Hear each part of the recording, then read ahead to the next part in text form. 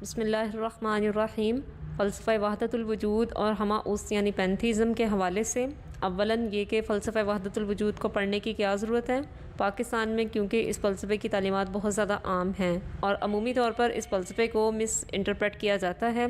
یہ ایک انتہائی مس انڈرسٹوڈ فلسفی بھی ہے اور عمومی طور پر اس کی جو تشریحات مشہور ہیں وہ شرکیہ ہیں، اس لیے مسلمانوں کے لیے یہ ایک المیہ ہے کہ وہ اس کفریہ اور شرکیہ تعلیمات سے آگاہ ہوں، کیونکہ ایک مسلمان کی اخروی نجات کے لیے عقیدہ توحید ایک لازمی شرط ہے کہ کسی بھی شرکیہ عقیدے کے ساتھ اس کی اخروی نجات ممکن نہیں ہے، لہٰذا اس کی تعلیمات سے آگاہ ہونا لازم ہے۔ فلسفہ وحدت الوجود کو شیخ محی الدین ابن عربی نے منظم انداز میں پیش کیا۔ انہوں نے اپنے اس فلسفے کو لا موجودہ الا اللہ سے تعبیر کیا ہے۔ لا موجودہ الا اللہ میں لا موجودہ لائے نفی جنس ہے اور لائے نفی جنس کسی بھی شے کی مکمل نفی کے لیے لایا جاتا ہے، یعنی شیخ اس اصطلاح سے یہ کہنا چاہتے ہیں کہ کوئی بھی ذات اپنی وجودی اعتبار سے وجود کہلانے کے اہل نہیں ہے جب اللہ تعالیٰ کی ذات کا وجود شمار کیا جائے،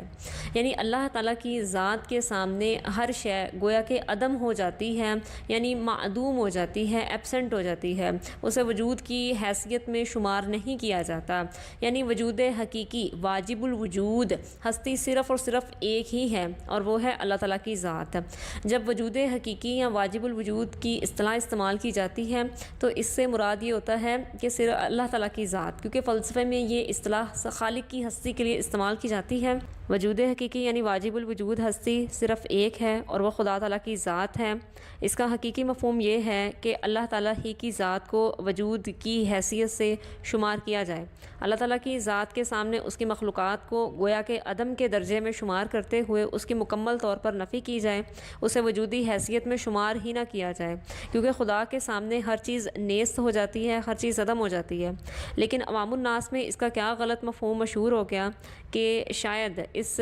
جملے سے یہ مراد ہے کہ خالق اور مخلوق کی ہستی کو ایک دوسرے میں مدغم کر دیا گیا ہے، ایک دوسرے میں حلول کر دیا گیا ہے اور پھر کہا گیا ہے کہ وجود حقیقی ایک ہے۔ یہ اس کا کفریہ اور شرکیہ مفہوم تھا جو اس جملے کو صرف اور صرف مس انڈرسٹینڈ کرنے کی وجہ سے مشہور ہو گیا، حالانکہ اس کا اصل مفہوم یہی ہے کہ خالق کے ہستی کے سامنے مخلوق کو عدم کا درجہ دیتے ہوئے صرف خالق کے وجود کو شمار کیا جائے۔ ازل میں صرف اللہ تعالیٰ ہی کی ذات کا وجود تھا، یعنی صرف خالق کی ہستی تھی، جسے ہم کہہ سکتے ہیں کہ وجود صرف ایک ہستی کا تھا، وجود صرف واحد تھا، وحدت الوجود جسے ہم تعبیر کر سکتے ہیں۔ جب کچھ نہیں تھا تو صرف اللہ تعالیٰ ہی کی ذات تھی۔ جب خالق نے مخلوقات کو پیدا کیا تو اب ایک ذات، ایک وجود خالق کی ہستی کا ہے اور دوسرا وجود مخلوقات کا ہے۔ اب یہ وحدت الوجود نہیں رہتا، یعنی وجود واحد نہیں رہتا بلکہ وجود دو ہو جاتے ہیں، ایک خالق کی ہستی کا اور ایک مخلوقات کا، جسے ہم سنویت یعنی ڈیولیزم سے تعبیر کرتے ہیں۔ اب ذاتی اعتبار سے اگر دیکھا جائے تو دو وجودوں کا ہونا یہ شرک فی الوجود ہے، یعنی وجود ایک اور خالق کی ہستی کے سامنے ایک اور ذات کا وجود آ گیا ہے، وہ مخلوقات کا وجود ہے۔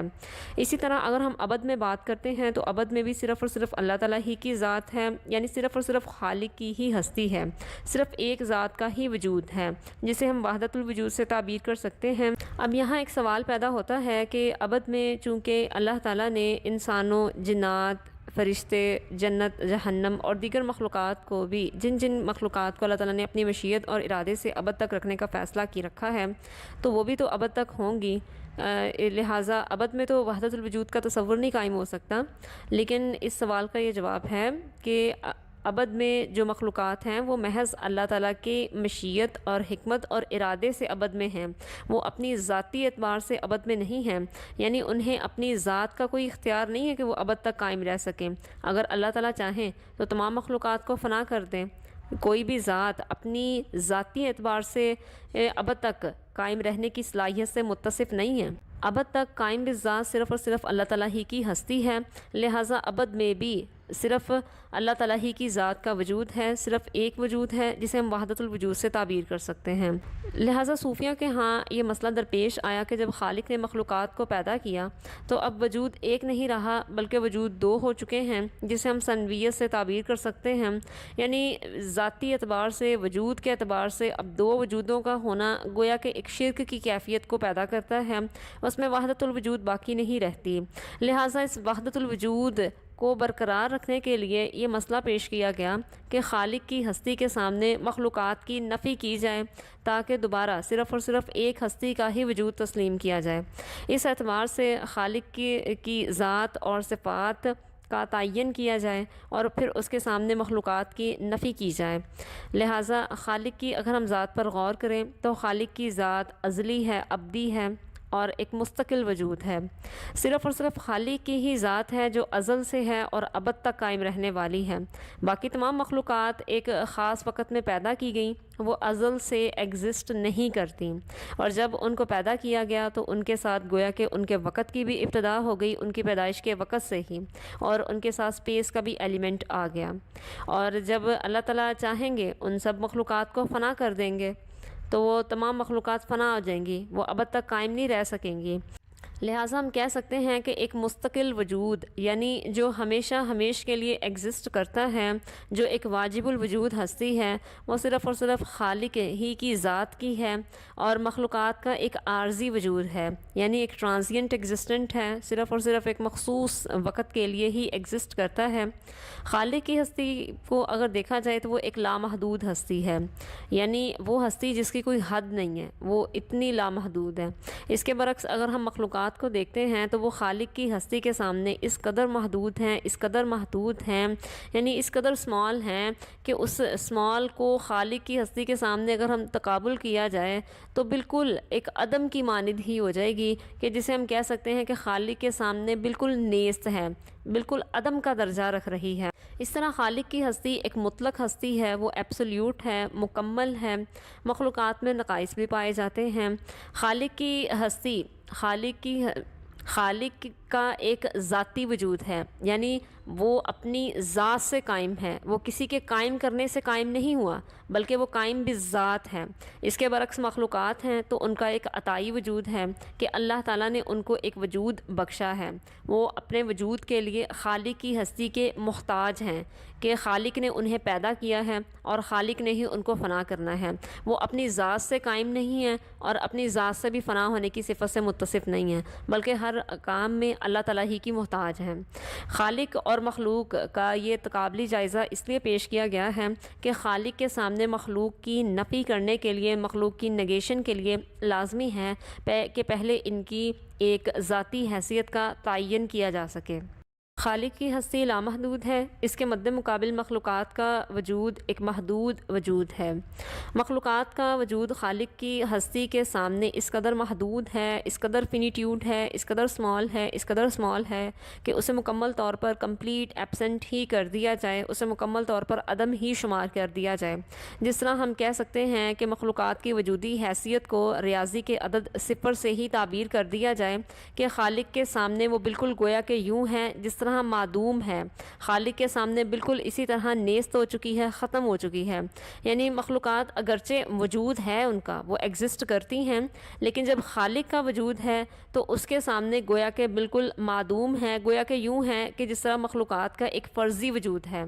یعنی جس طرح ہم کہتے ہیں ایک خیال ہے، ایک وہم ہے، ایک گمان ہے، اس کی کوئی حیثیت تو نہیں ہوتی لیکن وہ محض ایک خیال ہوتا ہے، یعنی اس کی حیثیت کو، مخلوقات کو اس قدر نیست کیا گیا، اس قدر نیست کیا گیا کہ اسے بالکل ایک فرضی وجود ہی تصور کر لیا جائے کہ گویا کہ ہے ہی نہیں ہے۔ اس کے برعکس خالق کی ہستی کو وجود حقیقی سے تعبیر کیا جائے کہ حقیقت میں وجود صرف خدا کی ہی ذات کا ہے، مخلوقات کو وجودی حیثیت سے متصف رہنے کی صلاحیت ہی نہیں ہے، مخلوقات بالکل نگیٹ ہو چکی ہیں، بالکل اس کی نفی کر دی گئی ہے۔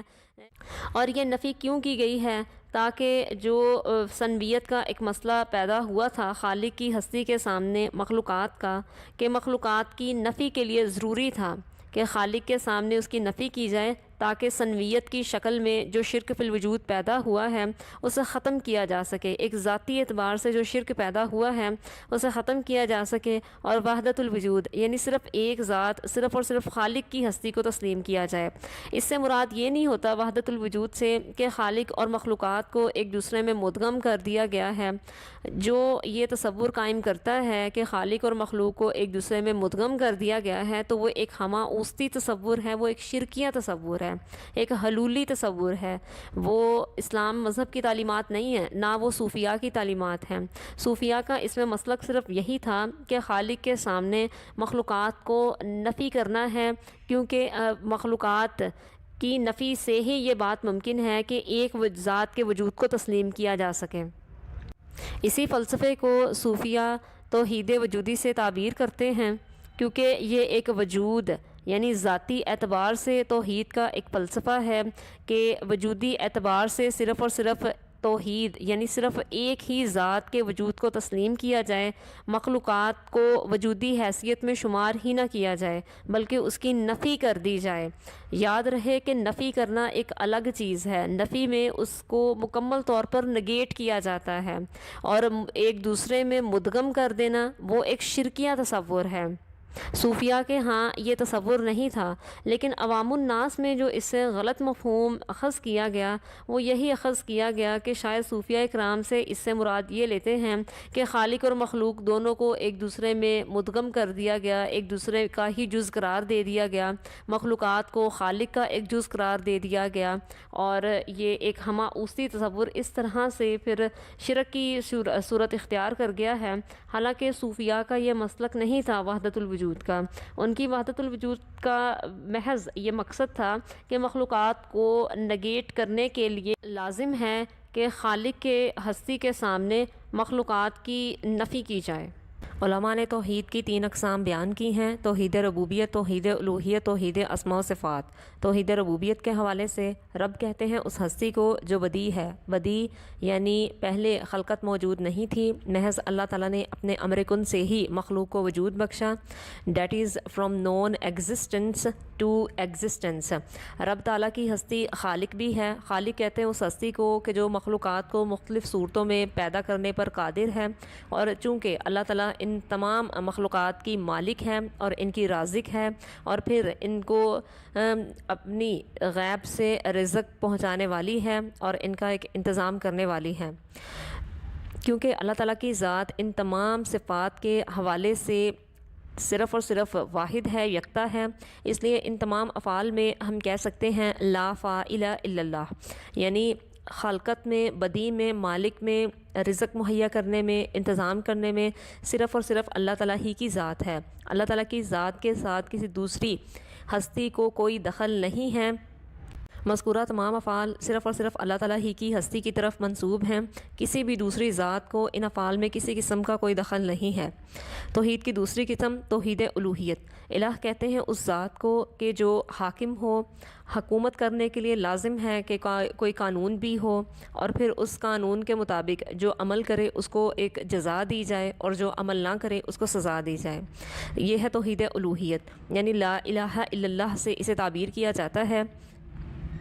کیونکہ اس پوری کائنات پر صرف اور صرف اللہ تعالیٰ ہی کی حکمرانی ہے، اللہ تعالیٰ ہی کا قانون ہے، اور اللہ تعالیٰ ہی کی ذات جنت اور جہنم کی بھی مالک ہے، جو الٹیمیٹلی ایک جزا اور سزا ہی کی ایک صورت ہے۔ ان تمام افعال میں اللہ تعالیٰ کی ذات واحد ہے، یکتا ہے، اسی لیے لا الہ میں لا نفی جنس لایا گیا ہے۔ کوئی بھی دوسری ہستی الوہیت کے اس منصب کو ڈیزرو نہیں کرتی، کیونکہ وہ نہ تو اس کائنات پر حکمران ہے، نہ قانون ساز ہے، اور نہ ہی جزا اور سزا پر قدرت رکھتی ہے۔ اور اگر کسی دوسری ہستی کو اللہ تعالیٰ کی اس صفت کے ساتھ شریک ٹھہرایا جائے تو یہ شرک فی الالوہیت ہے۔ توحید کی پہلی قسم یعنی توحید ربوبیت میں شرک کے آثار ہمیں کسی بھی مذہب میں نہیں پائے جاتے۔ توحید کی دوسری قسم میں شرک کے آثار ملتے ہیں۔ توحید کی تیسری قسم کے حوالے سے توحید اسماء و صفات۔ اللہ تعالیٰ اپنی تمام صفات میں مطلق ہیں، ایبسولیوٹ ہیں۔ اللہ تعالیٰ کی ذات کی طرح اللہ تعالیٰ کی صفات ازلی ہیں، ابدی ہیں اور لامحدود ہیں۔ ان صفات پر بغیر تحریف، تعطیل، تمثیل اور تکییف کہ ایمان لانا لازم ہے۔ ان اصطلاحات کی وضاحت کے حوالے سے تحریف سے مراد یہ ہے تبدیل ہونا، یعنی اللہ تعالیٰ کی کوئی بھی صفت کسی بھی وقت تبدیل نہیں ہوتی، بلکہ وہ ایک مطلق ہے، ایبسلیوٹ ہے۔ تعطیل کہتے ہیں معطل ہونا، یعنی ایبسنٹ ہو جانا۔ اللہ تعالیٰ کی کوئی بھی صفت کسی بھی وقت معطل نہیں ہوتی۔ مثال کے طور پر اگر اللہ تعالیٰ کی ایک صفت رحمان اور رحیم ہے تو دوسری طرف غضب کرنا، غصے ہونا، یہ بھی اللہ تعالیٰ کی ایک صفت ہے، اور رحمان رحیم کے مد مقابل غضب کا نازل ہونا، یہ دو متضاد صفتیں ہیں، یہ وقت جمع نہیں ہو سکتی۔ مثال کے طور پر ایک انسان کی مثال لیں تو اس کے رویے میں ایک وقت میں ایک ہی صفت ہو سکتی ہے، دو صفتیں نہیں ہو سکتی۔ لیکن اللہ تعالیٰ کا معاملہ یہ ہے کہ اللہ تعالیٰ کی ذات کسی ایک وقت میں اگر رحمان اور رحیم ہے تو اسی وقت غضب نازل کرنے والی بھی ہے، یعنی دو صفتیں معطل نہیں ہوتی بلکہ بیک وقت اللہ تعالیٰ کی ہستی میں موجود رہتی ہیں۔ اس طرح قرآن مجید کے نصوص سے جتنی بھی اللہ تعالیٰ کی صفات ثابت ہیں وہ تمام کی تمام اللہ تعالیٰ کی ہستی میں ہر وقت موجود ہیں، ہر آن موجود ہیں۔ تمثیل کہتے ہیں مثل، یعنی اللہ تعالیٰ کی صفات کے کوئی بھی شے مثل نہیں ہو سکتی۔ اگر کسی بھی ہستی کو اللہ تعالیٰ کی صفات کے مثل قرار دے دیا جائے گا تو وہ شرک فی اسماء و صفات ہو جائے گا، یعنی اللہ تعالیٰ کی ذات جس طرح لیسا کمثلہ شیء، اس کی ذات کی کوئی مثل نہیں ہے، اسی طرح اس کی صفات کی بھی کوئی مثل نہیں ہے۔ تقییف کہتے ہیں کیفیت کو بیان کرنے کو، یعنی اللہ تعالیٰ کی جتنی بھی صفات ہیں ان کی کیفیت کو بیان کرنا انسانی عقل سے ماوراء ہے، کیونکہ اللہ تعالیٰ کی صفات ہم ان کا احاطہ نہیں کر سکتے، ہم ان کی کیفیت کے بارے میں علم نہیں رکھتے، صرف ان کے اوپر ایمان رکھنا لازم ہے۔ لا علیم الا اللہ، یعنی کوئی بھی جاننے والا نہیں ہے، صرف اور صرف اللہ ہی کی ذات۔ علیم اللہ تعالیٰ کی ایک صفت ہے۔ اب اگر مخلوق کو دیکھا جائے تو اللہ تعالیٰ نے مخلوق کو بھی علم سے نوازا ہے، تو کیا مخلوق کو بھی ہم علیم کہہ سکتے ہیں؟ اگر ہم مخلوق کو علیم کہتے ہیں تو دوسری طرف اللہ تعالیٰ کی ذات بھی علیم ہے، تو یہ اللہ تعالیٰ کی ایک صفت علیم کے حوالے سے شرک کا ایک پہلو جمع ہو جاتا ہے۔ تو اس کی ایک صورت یہ ہے کہ صرف اور صرف علم جو ہے وہ اللہ تعالیٰ کے لیے مانا جائے۔ اللہ تعالیٰ کا علم جو ہے وہ ذاتی ہے اور ازلی ہے، ابدی ہے، اور وہ کسی کا عطا کردہ نہیں ہے۔ لیکن مخلوقات نے اپنا جو علم ہے وہ ایکوائر کیا ہے، وہ عطائی ہے، اسے عطا کیا گیا ہے، وہ اللہ تعالیٰ نے اسے عطا کیا ہے، اور اللہ تعالیٰ کے علم کے مقابلے مخلوقات کا علم بہت محدود ہے، اس قدر محدود ہے کہ اسے بالکل عدم کے درجے میں رکھا جائے۔ اللہ تعالیٰ کا علم لامحدود ہے، کیونکہ اللہ تعالیٰ کی تمام صفات لامحدود ہیں۔ اس لیے بہتر صورت یہ ہے کہ مخلوقات کو اللہ تعالیٰ کے علم کے سامنے جاہل کے درجے میں تصور کیا جائے۔ اگر کوئی مخلوق اللہ تعالیٰ کے سامنے خود اپنے آپ کو علیم ہونے کو بھی ڈکلیئر کرتی ہے تو گویا وہ شرک فی اسماء و صفات کی مرتکب ہے۔ لہٰذا اسماء و صفات میں شرک سے بچنے کی بہترین صورت یہی ہے کہ مخلوقات بھی اپنے آپ کو جاہل کہتے ہیں علم کی نفی ہونے کو، یعنی اپنے علم کی مکمل نفی کریں خدا تعالیٰ کی ہستی کے سامنے، یہی مخلوقات کی ایک حیثیت ہے۔ اسی طرح توحید کی چوتھی قسم جو ہمارے ہاں صوفیہ اور فلسفیوں کے ہاں پائی جاتی ہے وہ توحید وجودی ہے۔ وجود کہتے ہیں ذات کو، ایگزسٹنس کو، یعنی اب جس طرح ازل اور ابد میں صرف اور صرف ایک ذات کا وجود تھا، وحدت الوجود کا فلسفہ تھا کہ صرف ایک ذات موجود تھی، لیکن جب خالق نے مخلوقات کو بھی پیدا کر دیا، اب ایک ذات خالق کی ہے، ایک ذات مخلوقات کی ہے، اب وجود ایک نہیں رہے بلکہ دو ہو گئے ہیں، اسے ہم کہتے ہیں سنویت۔ اب یہ ذات کے حوالے سے ایک شرک پیدا ہو گیا ہے کہ ایک ذات یعنی خالق کی ہستی کے مقابلے میں مخلوقات کی ذات کا بھی ایک وجود آ گیا ہے۔ تو اس کے لیے شیخ محی الدین ابن عربی نے اپنے جو فلسفہ پیش کیا لا موجودہ الا اللہ کا، کہ کوئی موجود نہیں ہے صرف اللہ ہی کی ذات ہے، یعنی شیخ محی الدین ابن عربی اپنے اس فلسفے سے یہ کہنا چاہتے تھے کہ مخلوقات کی نفی کریں، جس طرح توحید کی تیسری قسم میں اسماء و صفات میں مخلوقات کے لیے علیم کی نفی کی گئی کہ مخلوقات کو کوئی علم نہیں ہے اللہ تعالیٰ کے علم کے مقابلے میں، اسی طرح توحید کی چوتھی قسم میں مخلوقات کی نفی کی کی ہے خالق کی ذات کے سامنے، تاکہ شرک فی الوجود یعنی جو ذات کے حوالے سے جو ایک شرک کا پہلو پیدا ہو گیا تھا اس کی نفی کی جا سکے۔ اسی لیے لا موجودہ الا اللہ میں لا موجودہ لائے نفی جنس ہے کہ کوئی بھی وجود نہیں ہے، یعنی مخلوقات کو وجودی حیثیت سے شمار ہی نہیں کیا جاتا، اور مخلوقات کو وجودی حیثیت سے نفی کرنے سے مقصد یہ ہے کہ شرک کی جو کیفیت پیدا ہو گئی ہے اس کی نفی کی جا سکے۔ توحید کی مکمل ڈیفینیشن کے حوالے سے کہ مکمل توحید اسی طرح ہے کہ اللہ تعالیٰ اپنی ذات، اپنی صفات اور اپنے افعال میں واحد ہیں، یکتا ہیں، لاثانی ہیں، یعنی کوئی ان کا دوسرا شریک نہیں ہے۔ اب اگر ہم توحید کی پہلی 3 اقسام کو دیکھتے ہیں تو یہ اللہ تعالیٰ کی صفات اور افعال کے حوالے سے ہے۔ توحید کی پہلی قسم میں وہ افعال ہیں جو صرف اور صرف اللہ ہی کی ذات کی طرف منسوب ہیں، کسی دوسری ہستی کو اس میں کسی قسم کا کوئی دخل نہیں ہے۔ اسی طرح وہ اللہ تعالیٰ کی صفات بھی ہیں، وہ افعال بھی ہیں اور صفات بھی ہیں۔ اور توحید کی دوسری اور تیسری قسم میں اللہ تعالیٰ کی صفات ہیں، یعنی دوسری قسم میں توحید الوہیت میں الہ ہونا، یہ اللہ تعالیٰ کی ایک صفت ہے۔ اسی طرح توحید کی تیسری قسم میں صفات ہیں اللہ تعالیٰ کی جو قرآن مجید سے منصوص ہیں اور احادیث مبارکہ سے۔ تو ان میں صفات میں واحد اور یکتا اور لاثانی تو یہی ہے کہ یہ تمام افعال صرف اور صرف اللہ ہی کی طرف منسوب ہیں، باقی کسی دوسری ہستی کو اس میں کسی قسم کا کوئی دخل نہیں ہے۔ اب توحید کی مکمل ڈیفینیشن کے حوالے سے 3 نکات تھے، ایک ذات، صفات اور افعال۔ توحید کی پہلی 3 اقسام صفات اور افعال کو شامل ہیں، لیکن ذات کے حوالے سے توحید کا کیا تصور قائم ہو سکتا ہے؟ ذات کے حوالے سے توحید کا جو تصور قائم ہے وہ توحید کی چوتھی قسم ہمارے ہاں صوفیاء نے جو پیش کی ہے توحید وجودی کے حوالے سے،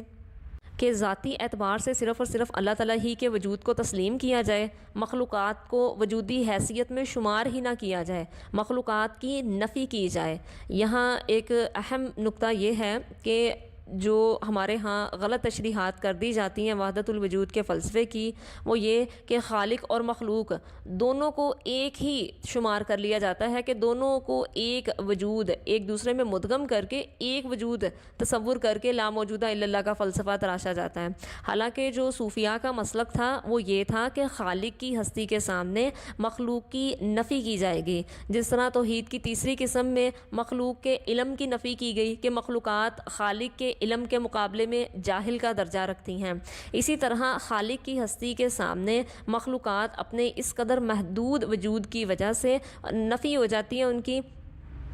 تاکہ سنویت کو ختم کیا جا سکے، ڈیولیزم کو ختم کیا جا سکے، اور صرف وجودی اعتبار سے ایک ہستی کو ہی اعتبار کیا جائے۔ اور مکمل توحید اسی شخص کی ہے کہ جو توحید کی ان 4 اقسام پر یقین رکھتا ہے۔ یعنی جس طرح پہلے کہا گیا تھا کہ ازل میں صرف اور صرف ایک ذات کا وجود ہے، اللہ تعالیٰ کی ذات کا، ابد میں بھی صرف اور صرف اللہ تعالیٰ ہی کی ذات کا وجود ہے۔ وحدت الوجود ازل اور ابد میں تو قائم ہو جاتی ہیں کیونکہ اللہ تعالیٰ ہی کی ذات ہے جو ازل سے ابد تک قائم رہنے والی ہے۔ باقی ابد تک اللہ تعالیٰ جن مخلوقات کو رکھنا چاہیں وہ اللہ تعالیٰ کی مشیت کے تحت ابد میں جائیں گی، اپنی ذاتی اعتبار سے وہ ابد میں جانے کی صلاحیت سے متصف نہیں ہیں، بلکہ صرف اور صرف اللہ کی مشیت اور حکمت کے تحت ہیں۔ لیکن جب خالق نے مخلوقات کو پیدا کر دیا، اب 2 وجود ہو گئے تھے، سنویت کا تصور قائم ہو گیا تھا، یعنی ذاتی اعتبار سے ایک شرک کا تصور قائم ہو گیا تھا کہ ایک خالق کی ذات ہے، اس کے سامنے مخلوقات کی ذات ہے۔ ذاتی اعتبار سے شرک کی نفی کے لیے صوفیاء نے اس مسئلہ توحید وجودی کے اس مسلک کو پیش کیا ہے۔ مذکورہ فلسفہ وحدت الوجود کے ضمن میں جو انٹرپریٹیشن پیش کی گئی ہے وہ توحید وجودی کی ہے، یعنی ہمارے ہاں جو احناف اور صوفیاء کا مسلک ہے اس کے اکارڈنگ ہی فلسفہ وحدت الوجود کو انٹرپریٹ کیا گیا ہے۔ البتہ اہل حدیث حضرات اس فلسفے کی وضاحت ہمہ اوست یعنی پینتھیزم سے کرتے ہیں۔ ہمہ اوست پینتھیزم خالص ہندو مذہب کی تعلیمات ہیں، جس کا لب لباب یہ ہے کہ گویا خالق نے ہی کائنات کی ایک صورت ڈھال دی ہے، یا یہ کہ ہر چیز خدا تعالیٰ ہی کی ذات کا ایک جزو ہے، خالق کی ہی ہستی کا ایک حصہ ہے۔ یہ شرک کی عظیم ترین شکل ہے، کیونکہ اس میں ہر چیز کو ہی اللہ تعالیٰ کے ساتھ ذاتی اعتبار سے شریک ٹھہرا دیا جاتا ہے، اور دونوں گروہوں میں پایا جانے والا اختلاف کی بنیادی وجہ اس فلسفے کی مختلف انٹرپریٹیشنز ہیں، یعنی احناف اس فلسفے کو توحید وجودی سے انٹرپریٹ کرتے ہیں اور اہل ظاہر پینتھیزم سے انٹرپریٹ کر رہے ہیں، حالانکہ جو صوفیہ کا اصل مسلک تھا وہ مخلوقات کی نفی کرنے کا اصل مسلک تھا تاکہ توحید وجودی کا ایک فلسفہ واضح کیا جا سکے۔ اہل حدیث حضرات اس فلسفے کی وضاحت جو پینتھیزم سے کرتے ہیں، کیونکہ ہماؤس یعنی پینتھیزم بذات خود ایک شرک کی عظیم ترین شکل ہے، یعنی تاریخ میں جتنے بھی شرک پیدا ہوئے ہیں مذاہب عالم میں، ان میں عظیم ترین اور بدترین قسم کا شرک ہندو مذہب کی تعلیمات ہماؤس پینتھیزم کا ہے، اور یہ بذات خود قرآن کریم کی تعلیمات کے بھی مخالف ہے، کیونکہ کوئی بھی مخلوق اللہ تعالیٰ کی ذات کا ایک جزو نہیں ہے۔ اللہ تعالیٰ نے ہر چیز کو اپنے امر کن سے پیدا کیا ہے۔ اللہ has created us from nothing۔ کیونکہ ہماؤس کا فلسفہ ہمارے ہاں مسلمان لوگوں میں بطور عقیدہ بہت رواج پا چکا ہے، لہٰذا اسے ایڈریس کرنے کی ضرورت تھی۔